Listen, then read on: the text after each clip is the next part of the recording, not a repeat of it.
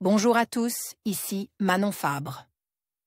Bienvenue sur ma chaîne, où on explore ensemble le monde des aliments, leur composition et les critiques qui en découlent.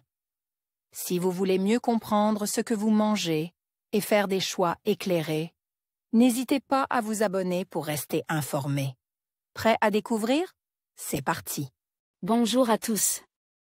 Dans cette vidéo, je vais partager avec vous des conseils pratiques pour arrêter le sucre.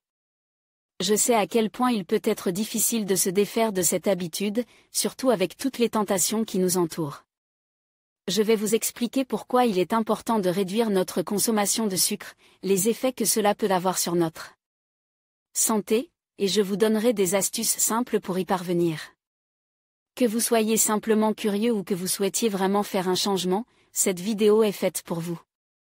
Alors, restez avec moi et découvrons ensemble comment dire adieu au sucre. Comment arrêter le sucre? Publié le 11 août 2023 à 11h34, mis à jour le 11 août 2023 à 11h34. Chocolat, pâtisserie, biscuits et autres douceurs sucrées sont tout. Autant de petits plaisirs auxquels vous n'arrivez pas à résister? Et ils sont la raison pour laquelle vous êtes en perpétuel bras de fer avec votre balance? Rien d'étonnant à cela. Selon plusieurs chercheurs scientifiques, cette petite molécule de glucose aurait un fort potentiel addictif. En d'autres termes, elle nous rendrait totalement accros. Alors comment se sevrer progressivement du sucre? Charlotte Debeny, diététicienne et auteure de « Comment j'ai décroché du sucre », nous livre ses conseils. Le sucre est omniprésent dans notre alimentation, et principalement dans les aliments industriels et transformes. D'après plusieurs études, il serait capable de générer une véritable addiction, comparable à l'addiction à certaines drogues. En effet, la consommation d'aliments et de boissons sucrées activerait le système de récompense du cerveau, implique dans les problèmes de dépendance. C'est ainsi que de nombreuses personnes ne parviennent plus à contrôler leur consommation de sucre, tout aussi conscient soit-il de ses effets délétères sur la santé. Alors où se trouve le sucre dans notre alimentation? Cash, ajoute, naturel, tous les sucres sont-ils mauvais? Existe-t-il des alternatives saines au sucre de table?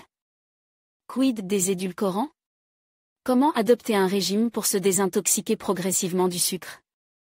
Les réponses de Charlotte Debeny, diététicienne. Définition, c'est quoi le sucre?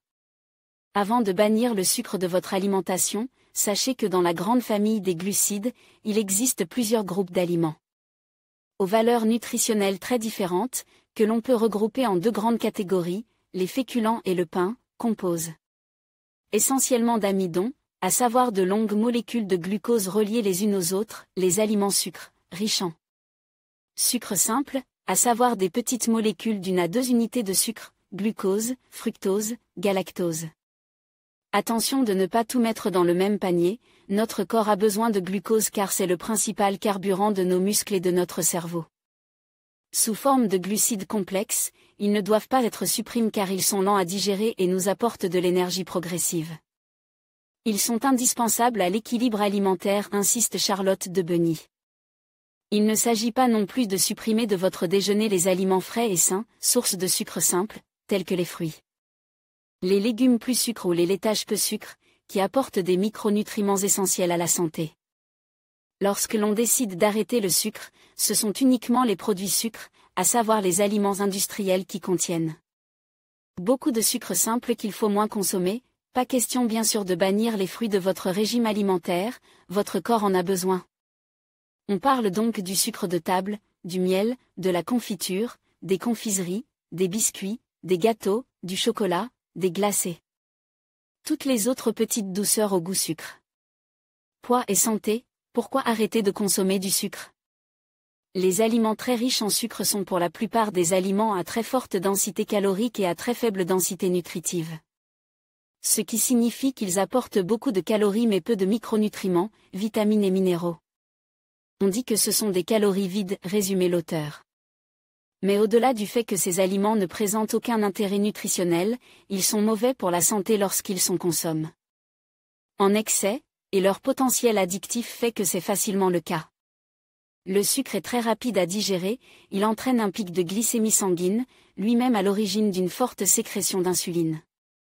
Or, Cette hormone hypoglycémiante facilite le stockage du sucre dans l'organisme sous forme de tissus adipeux, explique la diététicienne.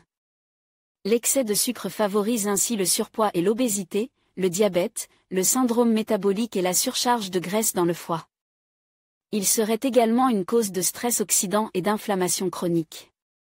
Tout autant d'excellentes raisons de lever le pied et de se désintoxiquer progressivement des produits sucres. La notion d'index glycémique. Outre la composition chimique et nutritive des glucides, la notion d'index glycémique est aussi un élément essentiel à prendre en considération lorsque l'on souhaite se sevrer. L'index glycémique, IG, traduit la rapidité à laquelle un aliment fait monter le taux de sucre dans le sang, explique Charlotte de Beny. Plus cet IG est élevé, plus l'aliment fait monter rapidement et fortement la glycémie sanguine, et plus la sécrétion d'insuline sera importante, avec le risque d'une hypoglycémie réactionnelle et donc d'une nouvelle fringale de sucre, poursuit l'experte. L'intérêt est donc de privilégier les aliments à IG bas, qui permettent de maintenir une glycémie sanguine stable et donc de limiter tous les méfaits du sucre pour le poids et la santé. Fleurs de coco, sirop d'agave, quel sucre manger pour remplacer le sucre blanc? Au rayon diététique des supermarchés, on trouve de nombreuses alternatives au sucre blanc en poudre, le saccharose, supposé meilleur pour la santé. Le sirop d'agave et le sucre de fleurs de coco sont les plus souvent plébiscités, car naturels et dotés d'un IG bas. Sont-ils pour autant une bonne alternative au sucre en poudre traditionnel? La solution ne réside pas dans le remplacement du sucre par ce type de produit, car s'ils possèdent effectivement un IG plus bas que le sucre de table, ils contiennent également davantage de fructose qui, consomme en excès, est mauvais pour le foie, indique Charlotte de Beny. Le fructose favorise en effet le dépôt de graisse ectopique, c'est-à-dire en dehors des adipocytes, notamment dans le foie, avec à la clé le risque de stéatose hépatique, dit aussi foie gras. Il n'y a donc pas réellement une alternative au sucre qui soit meilleure que les autres, et le plus important est de réussir à diminuer significativement sa consommation de sucre, quel qu'il soit. Quid des édulcorants intenses?